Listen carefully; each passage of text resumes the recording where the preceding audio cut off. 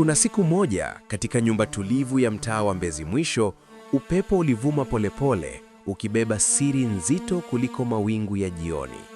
Ilikuwa ni siku ambayo neno offside halikuhusu mpira, bali mipaka ya heshima, wivu na majukumu yaliyovuka mstari bila filimbi ya refa kupulizwa. Hapo ndipo simulizi yetu inaanza, simulizi itakayokushika koo, ikuchochee fikra na kukuacha ukijiuliza, mipaka huwekwa na nani na ni nani huivunja? Baba mwenye nyumba aliitwa Musa Kihonda, mwanaume wa makamo, mwenye sauti tulivu, lakini macho yaliyojaa mamlaka ya uongozi wa familia.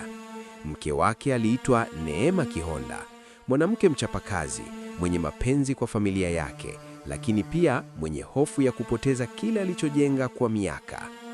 Dada wa kazi aliitwa Halima, msichana wa kijijini aliyekuja mjini kutafuta riziki, mwenye heshima ya kupindukia na bidii isiyopima. Asubuhi za nyumba ile zilikuwa na mpangilio kama saa ya Uswisi. Musa aliamka mapema, akaoga, akavaa suti yake na kujiandaa kwenda kazini. Halima alihakikisha maji ya moto yako tayari, shati limepigwa pasi hadi likang'aa na viatu vimeoshwa kana kwamba vinakwenda kwenye mkutano wa kimataifa. Neema kwa upande wake alikuwa na shughuli nyingi, biashara, watoto, simu zisizoisha, akiamini kuwa kila kitu kiko sawa. Kila jioni Musa aliporudi nyumbani, Halima alikuwa tayari amesimama karibu na mlango, akipokea mkoba wake kwa heshima, akichukua koti na kuuliza kwa sauti ya adabu, "Baba, safari imekuwaje leo?" Musa alitabasamu, akamjibu kwa upole, "Nzuri Halima, asante." Kwa nje yote yalionekana ya kawaida, kazi ya mfanyakazi, heshima ya mwenye nyumba. Lakini taratibu mipaka ilianza kusogea bila mtu kuiona. Halima alianza kwenda mbali zaidi ya majukumu ya kawaida. Alimfungulia Musa viatu, akamletea maji ya moto ya kumwosha miguu, akapiga magoti kwa unyenyekevu, akamwaga maji polepole na kumfuta kwa taulo safi. Hakukuwa na neno baya wala tendo la aibu, bali huduma iliyozidi kipimo cha kawaida.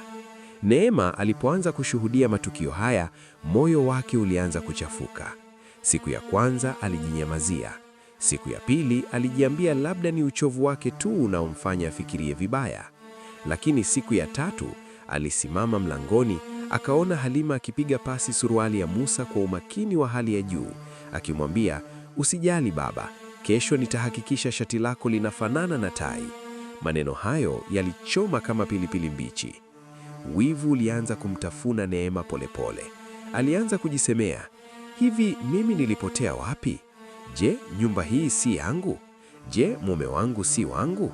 Alihisi kama kivuli kinachonyakua mwanga wake. Usiku mmoja alilala usingizi mchache, mawazo yakimkimbiza kama panya gizani. Asubuhi iliyofuata